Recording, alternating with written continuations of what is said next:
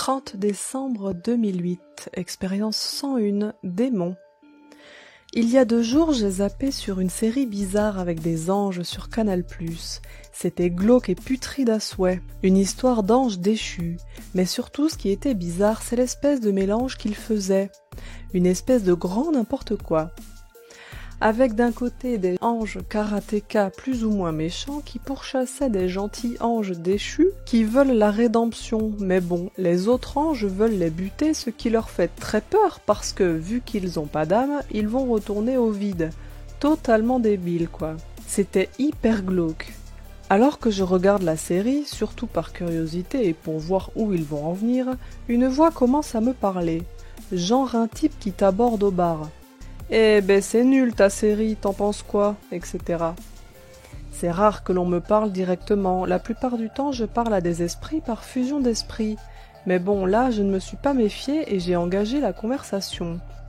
Bla bla bla, ce qui était bizarre c'est que l'esprit se présentait comme un guide ou je ne sais pas quoi, mais surtout ce qui m'a mis la puce à l'oreille c'est qu'en fait il parlait pour ne rien dire, du baratin quoi.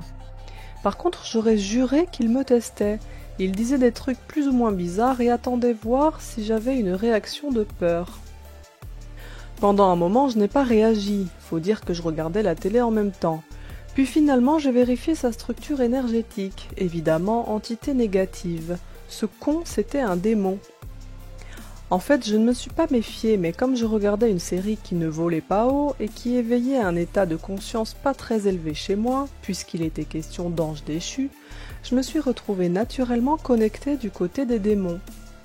C'est un peu le souci, une partie de moi traîne souvent un peu n'importe où et ma vision intérieure se tourne là où mon état de conscience se trouve.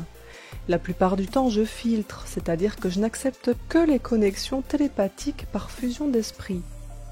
Cette manière de communiquer est très puissante. Instantanément, on reçoit une quantité phénoménale d'informations pures. Pas des phrases, pas des images. Autre chose de plus clair, comme si tu faisais une acquisition des connaissances à un niveau plus haut. Après, la pensée se formule pour redescendre à mon niveau duel. Je projette une information d'une dimension supérieure en 3D dans ma structure mentale en résumé. Une fois projetée, l'information n'est plus une vérité, mais une vérité relative. Ça reste quand même très supérieur au reste. Je n'ai pas souvent pratiqué la clairaudience directe pour plein de raisons. D'abord, je suis plutôt tournée vers le haut par défaut, et là-haut, il communique plutôt de cette manière. Ensuite, j'ai refusé pendant longtemps d'entendre des voix par peur d'être pris pour un fou. Du coup, là, je n'ai pas été content et mon réflexe a été d'appeler un ange pour le dégager. Et puis j'ai réalisé que le démon n'était pas là, c'est simplement moi qui me suis connectée à lui. Du coup j'ai demandé à la lumière pourquoi elle avait laissé faire. Réponse, une leçon à en tirer que je dois découvrir seule. Dans le même temps, Pascal, qui est à fond sur l'aïkido en ce moment, a acheté un vieux sabre de débutant à son maître. C'est un vrai sabre mais de basse qualité. La dernière fois, il tient son sabre en main, il sent l'énergie du sabre enfler et le sabre commence à lui parler. Le sabre lui explique que son précédent propriétaire, le maître de Pascal, a une collection complète de sabres et vu que lui est le plus moche, il ne s'en sert jamais. Du coup, il se sent seul, etc. Pascal, par curiosité, se connecte en haut pour savoir ce qu'il y a dans ce sabre. On lui répond qu'il contient un démon de guerre. En fait, on lui précise qu'il y a un démon de guerre dans chaque arme humaine. Ça vous étonne ? Vous pensiez trouver un ange dans un truc qui découpe les autres en morceaux ? C'est plutôt le camp de la séparation que celui de l'union, non ? Pourtant, on lui dit de s'en occuper et de lui donner de l'attention et de l'amour. Un couteau de tueur psychopathe, ça ne vole pas haut chez les démons. Un sabre de samouraï est déjà sûrement plus élevé. Un sabre de pratiquant d'aïkido qui n'a jamais connu le sang et ne le connaîtra jamais doit pouvoir évoluer vers un niveau de conscience plus haut, plus facilement. Leçon que je tire de tout ça. Leçon 1. Si vous êtes clairaudient, méfiance si vous entendez des voix. Pensez à vérifier la provenance avant de vous laisser embarquer par une entité quelconque. Leçon 2. L'état de conscience est le plus important quoi qu'il arrive. Quand on est malade, on ne s'aime plus et on se tourne vers le bas astral. Souffrance et voix à la con qui te prennent la tête. Tu imagines du coup ce que ça donne à la mort ?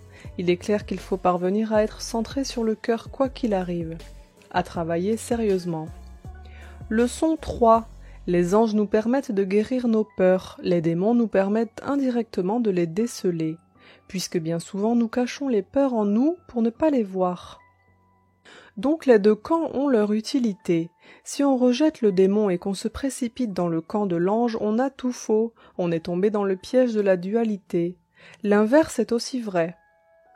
Je citerai une chanson de Jacques Brel, La statue. Moi qui n'ai jamais prié Dieu que lorsque j'avais mal aux dents, moi qui n'ai jamais prié Dieu que quand j'ai eu peur de Satan, moi qui n'ai prié Satan que lorsque j'étais amoureux, moi qui n'ai prié Satan que quand j'ai eu peur du bon Dieu.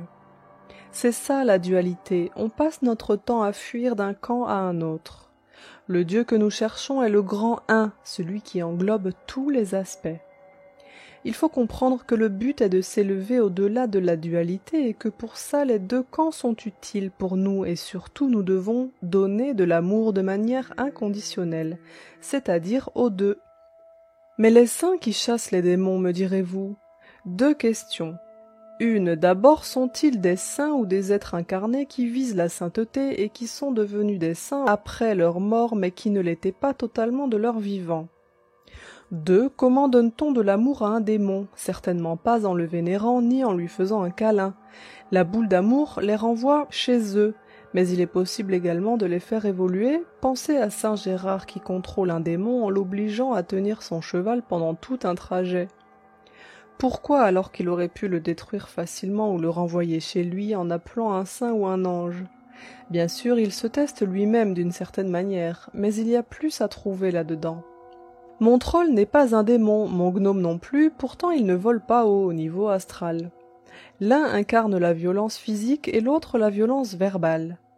Avant, mon troll passait son temps à m'envoyer des bouffées de colère et le gnome passait son temps à me souffler des répliques pour faire du mal aux autres verbalement. Ni l'un ni l'autre n'a de prise sur moi aujourd'hui. Pourtant ils m'accompagnent, j'apprends des choses d'eux, entre autres à accepter les deux camps et à dépasser ma propre violence. Et eux évoluent en s'élevant au-dessus de ces aspirations basiques, mais en restant à un niveau compréhensible pour eux. À intervalles réguliers, on rencontre les démons. S'ils trouvent une peur qui fait écho chez nous, alors ils nous aident à la déceler et nous pouvons travailler avec les anges à la guérir. C'est ça la tentation du démon. Il s'agit juste qu'il nous indique là où ça fait mal. Bien sûr, lui est là pour te bouffer quand même à la base, pourtant il t'aide sans même s'en apercevoir. Plus nous évoluons, plus nous pouvons lâcher les peurs, et vient un jour où il n'y a plus de peur, et Lucifer lui-même n'a plus prise sur nous à ce moment. Bien sûr, ce n'est que mon avis. PS. Pour les formes pensées et les objets. Si on accorde de l'attention à un objet, on lui donne de l'énergie et on crée une forme pensée. C'est différent de l'esprit de l'objet. Un objet peut contenir un fantôme, un démon, voire plein de choses en même temps. L'esprit, lui, par contre, va se servir de l'énergie de la forme pensée à son compte.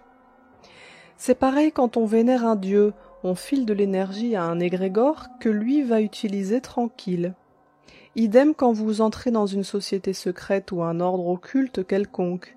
Les adeptes balancent leur énergie et le maître se sert, souvent à leur insu d'ailleurs. Voilà le peu que j'en sais pour l'instant. C'est une chose que je vais devoir approfondir dans l'avenir de toute façon, mais les structures d'égrégores sont importantes à étudier pour la géobiologie et les lieux sacrés apparemment. PPS, bien sûr je ne suis pas en train de dire qu'il faut vénérer Lucifer ou autre. J'explique pourquoi, outre le fait qu'ils sont créateurs de la dualité, ils ont un intérêt dans l'évolution et sont dignes d'être aimés également. De toute façon, en état d'amour inconditionnel, c'est obligé de les aimer, sinon on est juste en train de filer à un bout de la dualité, et certainement pas en route pour les terres pures. C'est pourquoi, sur le chemin, on va forcément être confronté à eux. C'est très concret parce qu'ils sont super doués pour voir les peurs cachées. C'est leur boulot et ils s'en nourrissent. Et ils vont toujours essayer de nous faire peur. Donc si on est malin, on peut les utiliser pour révéler les peurs. Mais il faut déjà avoir dépassé un certain nombre de trucs, sinon la confrontation est vouée à l'échec.